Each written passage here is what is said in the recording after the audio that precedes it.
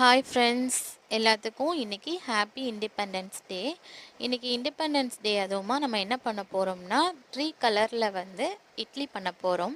First நம்ம கீரை சேர்த்துக்கலாம். கீரை சேர்த்து தண்ணி ஊற்றி அரைச்சி, நான் அரைக்கீரை எடுத்துகிட்டு வந்தேன். நீங்கள் பசலைக்கீரை இந்த மாதிரி எந்த கீரை, முருங்கைக்கீரை எந்த கீரை இருந்தாலும் சேர்த்துக்கலாம். அடுத்தது கேரட், ஆரஞ்சு கலருக்காண்டி கேரட் சேர்த்துக்கிறேன். கேரட் சேர்த்து இந்த கீரை கேரட்டையும் தனித்தனியாக கொஞ்சம் கூட இது கட்டி இல்லாமல் அங்கங்கே நிற்காமல் ஃபுல்லாக ஸ்ப்ரெட் பண்ணி நல்லா கலந்து விட்டுக்கோங்க. இதில் நான் எந்த ஃபுட் கலருமே ஆட் பண்ணவே இல்லை. நேச்சுரலாக கேரட் அண்ட் கீரை வச்சு நேச்சுரலாக பண்ணக்கூடிய இது இந்த இட்லி. அப்புறம் வெள்ளை கலரில் இட்லி ஊற்றுறதுக்கு கொஞ்சமாக இந்த மாவு எடுத்துக்கிட்டேன். அடுத்து நம்ம இட்லி ஊற்றிக்கலாம்.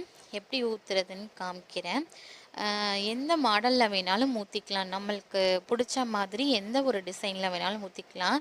நான் ஒரு ஃபஸ்ட்டு க்ரீன் கலர், அப்புறம் ஆரஞ்சு கலர், அப்புறம் ஒயிட் கலர் ஃபஸ்ட்டு ஊற்றினேன். அடுத்து கொஞ்சம் கொஞ்சமாக சேர்த்து ஒரு லைன் மாதிரி ஊற்றிக்கிட்டேன். உங்களுக்கு என்ன ஷேப் பிடிச்சிருக்கோ அந்த மாதிரி நீங்கள் உங்களுக்கு எந்த மாதிரி டிசைன் பிடிக்குதோ அந்த மாதிரி டிசைனில் இட்லி ஊற்றிக்கலாம். இன்னொன்று கிளாஸ் வச்சு அதில் கூட நம்ம ஆர்டர் படி ஊற்றி நம்ம இட்லி சட்டியில் கிளாஸை மட்டும் வச்சு அந்த மாதிரி கூட சிலிண்டர் ஷேப்பில் நம்ம இட்லி ஊற்றி எடுத்துக்கலாம். நான் இந்த மாதிரி தான் ஷேப்பில் பண்ணினேன். அப்புறம் ஒரு டூத் பிக் வச்சு இந்த மாதிரி இழுத்து விட்டு ஒரு பூ ஷேப்பில் வர மாதிரி நான் பண்ணினேன். எனக்கு பாதி தான் எனக்கு அந்த ஷேப் கிடச்சிச்சு. ஏன்னா மாவு கொஞ்சம் இதாகனால எனக்கு அந்த மாதிரி ஷேப் வரல.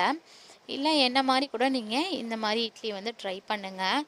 இது ஒரு நல்ல ஹெல்த்தியான இதுதான். ஏன்னா நான் ஃபுட் கலர் எந்த ஃபுட் கலரும் நான் சேர்க்கலை. பாருங்கள், ஒரிஜினலாக நம்ம கீரை கேரட் இது மட்டும் வச்சு பண்ணி இட்லி நான் பண்ணியிருக்கேன். அவ்வளோதான். இந்த 3 கலர் இட்லி நம்மளுக்கு ரெடி ஆயிடுச்சு.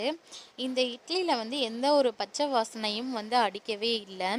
எப்பவும் சாப்பிட்ற நார்மலான இட்லி மாதிரி தான் இருந்துச்சு. நான் இந்த இட்லி கூட சிக்கன் குழம்பு வச்சு தான் சாப்பிட்டேன். அவ்வளோ டேஸ்ட்டாக இருந்துச்சு. நார்மலாக இட்லி சாப்பிட்ற மாதிரி தான் இருந்துச்சு. நீங்களும் இந்த மாதிரி வீட்டில் செஞ்சு பாருங்கள், சூப்பராக இருக்கும். ட்ரை பண்ணி பார்த்துட்டு கமெண்ட் பண்ணுங்கள். தேங்க்யூ.